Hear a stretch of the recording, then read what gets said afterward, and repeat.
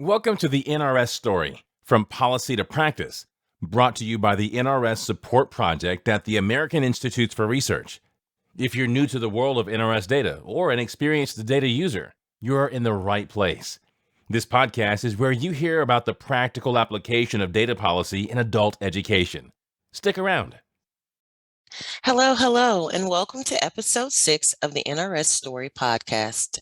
My name is Carla Causey, and I am a senior technical assistance consultant at the American Institutes for Research. I currently provide support for the National Reporting System project under the direction of the Office of Career and Technical Education. Today, I have Sarah Goldemmer and Tara Schwab from the great state of Illinois. Sarah is the director of the Southern Illinois Professional Development Center, which is part of the Illinois Community College Board Professional Development Network. She is a passionate lifelong learner and educator that has been involved in adult education for the past 23 years and has been teaching and training for over 30 years. There is nothing more exciting to her than the aha moment and supporting others to find theirs. Tara Schwab is an educational training specialist at the Southern Illinois Professional Development Center, also part of the Illinois Community College Board Adult Education Professional Development Network. Tara has over 20 years of experience in education in the areas of instruction, training, curriculum development and implementation, and mentoring. Her adult education teaching experience includes all types of classes, including IET, ESL, ABE, and ASE, and she currently teaches for a local program. In addition to her work in the classroom, she has also presented at many local, state, and national conferences. Thank you, ladies, for joining me today. So teacher retention has become a large focus, not just in K-12, but also among adult education practitioners. NRS data show that Illinois has maintained a consistent level of local instructors, both part-time and full-time. Your state has over 1,000 part-time instructors, and though there were some decline following the pandemic, your state has maintained over 100 full-time instructors as well. I think that is really great considering the circumstances and the many uphill battles we all had to face during the pandemic. So what prompted you to focus on teacher retention specific to IET, and have your local programs had teacher retention issues? Thank you, Carla. And yes, speaking of uphill battles, during the pandemic, we started with a recruitment, retention, and engagement series for our adult education programs. And this was to help teachers and assist programs with student recruitment. And before I tell you more about that, I want to pause for a second and say thanks to our senior leadership at Illinois. It's the Illinois Community College Board for their vision that we needed to pivot quickly and we needed to put a lot of attention and energy. And it was a heavy lift. And so we used all of our partners from our professional development network and also collaborated with the Illinois Center for Specialized Professional Support. And all of us worked together so we had that series for recruitment, retention, engagement, and also programs were required to create an adult education recruitment action plan. Both of the efforts were aimed at student recruitment, especially the recruitment, retention, and engagement series, and both of them armed teachers with tools and resources to help them feel successful in their online classrooms, and hopefully that helped them want to continue teaching. We've also had a number of virtual learning communities. And as part of our open discussion, particularly in our Bridge and ICAPS VLCs, and let me pause and say ICAPS in Illinois, it's our brand of IETs, Integrated Education and Training, and our participants shared their struggles to recruit and retain teachers. And one administrator even shared with us that they had sections that were not able to run due to a lack of instructors. So the Bridge teacher video idea began from one of these sessions. A fabulous instructor committed to creating videos to help recruit other teachers for Bridge courses. And, she even suggested that she could get some students for testimonies. We obviously jumped on board and were able to dedicate some of our funds from the Illinois Community College Board from our budget to create professional Bridge teacher videos to help recruit and retain Bridge teachers. And we'd really love to share a little audio clip from one of them with you to kind of give you an example of one of those videos. Well, that would be absolutely amazing. So let's hear it. We have students from almost all over the world. I've had students from the Middle East, from Southeast Asia, from South America, from Europe. Their backgrounds, some of them have college degrees, some of them have high school diplomas, some of them have finished maybe junior high. So it's quite a diverse group of students, and it's really fun because we're able to build a community within that class. The Bridge class itself is very focused on diversity, simply because every student in there potentially has different goals, has different places they want to be. That's why part of our course at the very beginning is kind of establishing goals. What kind of careers interest you? We do exploration as to what individually would potentially be something that you're interested in, and then we build on those skills. Oh, that was great. Oh, I really, really love the student and teacher perspective there. It was really great to actually hear in real time. And I love the nod to diversity. And I think that's really important to understand that we serve a diverse group of individuals, and our teachers should actually also too kind of mirror that. So kudos to Illinois. That was really great. Thank you. Yeah, well, we love it, and we've had lots of great response from it, and we really appreciate the fact that our teachers and our learners were the ones who were willing to step up and make this happen. So that's what's great about what we get to do, is because we could really elevate the voices of the individuals in our state. Getting back to thinking about how we were able to help, is that teachers were also sharing with us during the pandemic that they were confident in their teaching skills, but the virtual modality was really hurting them.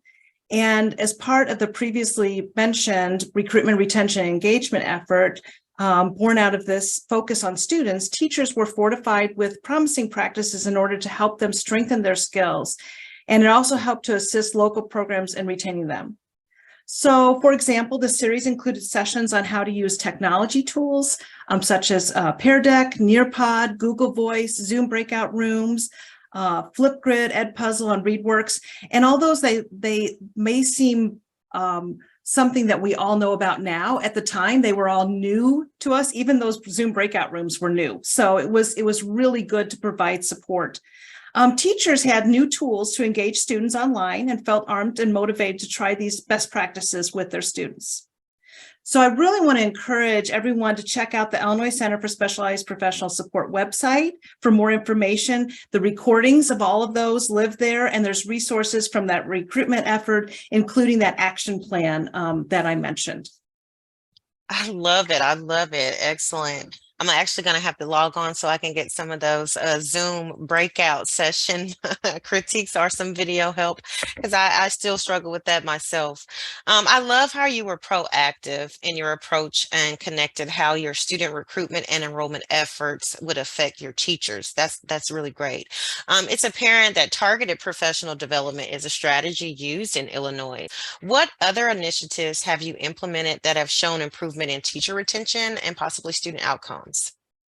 Well, first, we were able to launch a lesson bank, which is full of lesson plans that have been aligned to our content standards and also to the Illinois Essential Employability Skills and to the Universal Design for Learning framework. And this has been released on our Illinois Excellence in Adult Education website. So we also encourage you to go there to take a look at our lesson bank.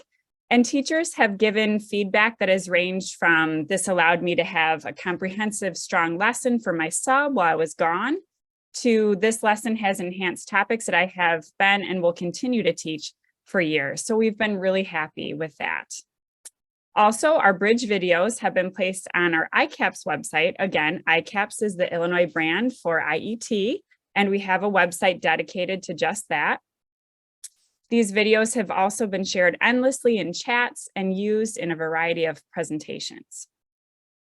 Our new Excellence in Adult Education website, which I mentioned just a minute ago, is truly designed to be a one-stop shop for adult educators in Illinois, and we are continually working to make it just so.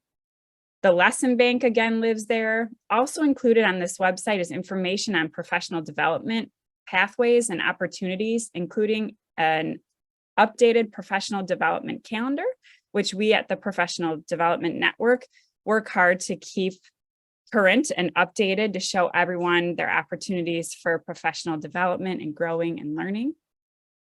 Also, information about our virtual learning communities is published there. Information about our Illinois Adult Education and Literacy Outreach Campaign is there. We have a whole section of resources and much, much more. We are constantly providing mentors for teachers and administrators across the state. As with the videos and websites previously mentioned, we are sharing the idea of mentor opportunities in meetings and presentations, and we just shared it this week in our Transitions newsletter. Oh, that is awesome. I love the teacher engagement, and hearing that mentoring both teachers and administrators is happening makes me smile. As for the administrative supports offered, excellent. And housing them on your webpage helps to streamline the implementation of your initiatives, as well as improves accessibility to resources. So in the vein of accessibility, did you or do you have to adjust any of your initiatives for different program types, such as urban or rural sites? Yeah, that's a great question, Carla. And we do continually work to create trainings for teachers and administrators from different parts of our state. Illinois is comprised of 81 adult education programs. And one challenge that we have is that these programs do range from, exactly as you said, large urban settings, because of course we have Chicago, and then we have small rural programs in the southern part of the state, and that we're just hours and hours away. We really are a pretty large state, and we have everything in between. So in order to reach and represent all types of programs, we always work to include participants and speakers from different locations, and we try to include different types of programs. We have adult education programs in community colleges, our community-based organizations, school districts, and even in corrections. And so, for example, the Bridge video that Tara and I have both talked about was created to recruit and retain Bridge teachers and have representatives from a CBO and to community colleges from different parts of the state. And that's done on purpose.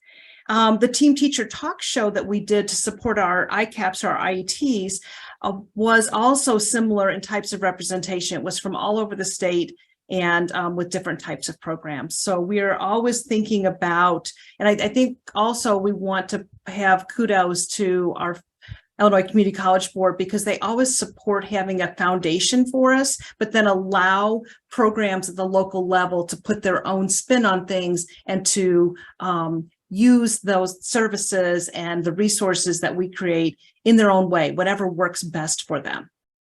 I think that's amazing. The Team Teacher Talk Show series sounds really intriguing.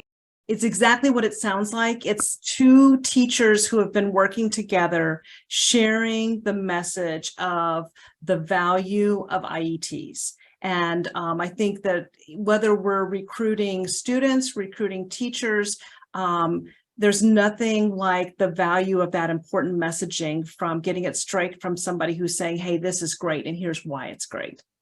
Absolutely. Collaboration is the key. I mean, there's no I in team, and most often we know that you can do more as a group than you can as an individual.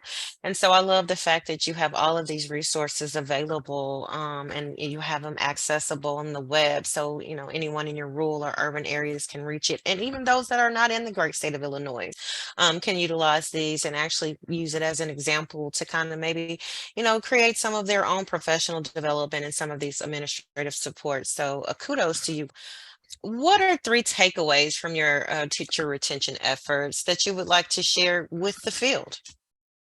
Absolutely. I think one is truly highlighting and spotlighting great work that's going on from our local programs and our teachers. And we were able to do that in the videos that we just talked about it in both those Bridge and ICAPS videos. So I think that's really important. We also have Friday features, which are bi-monthly features published across our social media platforms and through our Illinois Adult Education PDN email listserv. The Friday features highlight best practices that are happening in programs and classrooms across the state. So again, highlight and feature those best practices, the people and the practices. And then we also want to highlight the importance and success of our virtual learning communities. And we have some recent anecdotal data to share from a Bridge and ICAPS survey that we did from our FY23 series of both the Bridge virtual learning community and the ICAPS virtual learning community. First, when asked, are the Bridge and ICAPS VLC topics applicable to your program? Please explain and give examples when possible. And one instructor responded, yes, hearing ideas of what options there are to serve our students is great. Also, the casual conversations are helpful as a way to connect with people who can answer our questions. Great relationship building with ICCB and the Professional Development Network as well.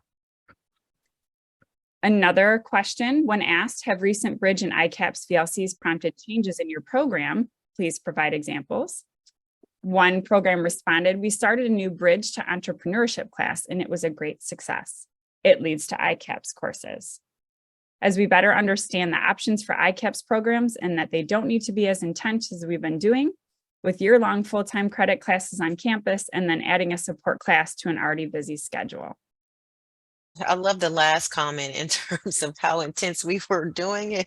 I think everybody in the nation has that sentiment when it comes to IET. And we kind of just jumped right in there, and just some of us were more, I guess, better equipped than others to actually combine our efforts and had better relationships. So it sounds like you guys were one of those that had those in place.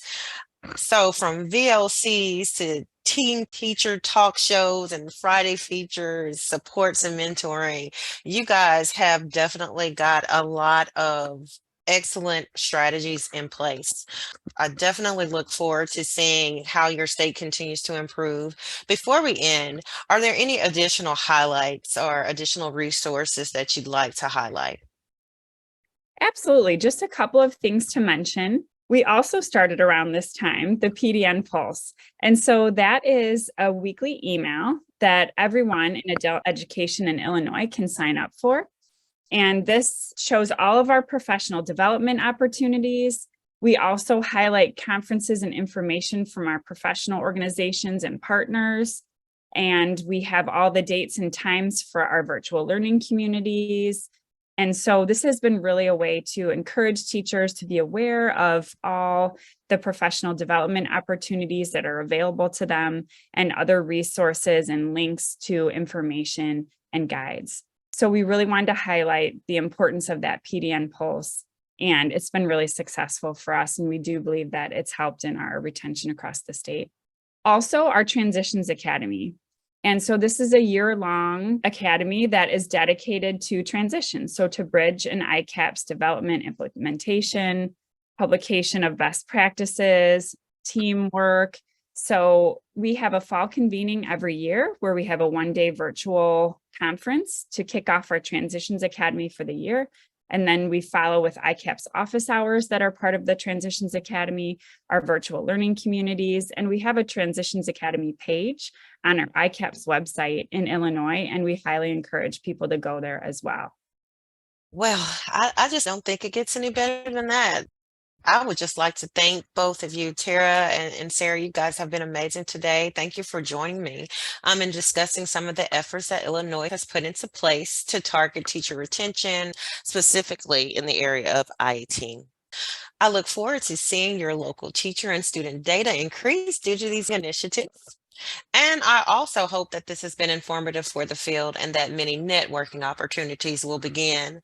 As I always say, the data will tell, and it definitely looks like you guys have been diving into your data and actually coming up with some real-time, realistic strategies to improve not only your teacher retention efforts, but also your student outcomes. And you know, Carla, it really is a team approach. It is the collaboration between all of our teachers across the state, the good work that they're doing, our program administrators. And so, I mean, it truly is a team approach. Everything that we do is because we are working together and rowing that boat together. I love it. May you all continue to be successful in all of your endeavors, and may your state continue to serve the people that need it most, and do it from a place of service. Thank you so much. Thanks for listening to this episode of the NRS Story, From Policy to Practice. Remember that you can visit nrsweb.org for more information about the NRS and tips on how to make the most of your program's data.